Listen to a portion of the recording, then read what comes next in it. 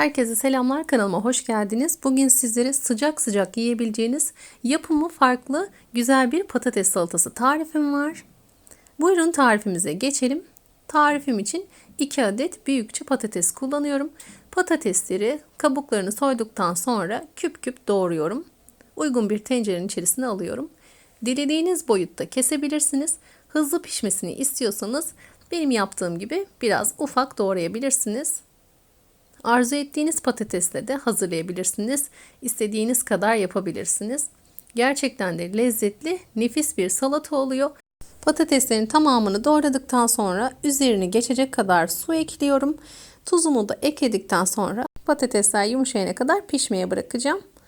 Ben de bir yandan soğanı doğruyorum. 1 adet mor soğanı ortadan ikiye böldüm ve yarım ay şeklinde incecik incecik doğruyorum. Tavanın içerisine soğanları ekliyorum. Üzerine de 4-5 yemek kaşığı sıvı yağ ekliyorum. Zeytinyağı özellikle kullanmanızı tavsiye ederim. 1 yemek kaşığı dolusu sirke, 1 tatlı kaşığı da toz şeker ekleyip kavurma işlemine başlıyoruz. Yanlış duymadınız, sirke ve toz şeker ekledik. Gerçekten de lezzetli oluyor. Aynen bu şekilde denemenizi tavsiye ediyorum. Şimdi baharatlarını ekliyorum. Ben biraz karabiber ve pul biber, tuz ekledim. Damak zevkinize göre çeşitlendirebilirsiniz. Bu arada patateslerim de haşlanmıştı. Suyunu süzdürdüm. Tenceremin içerisinde bekliyorlar. Malzemelerimizi güzelce karıştıralım.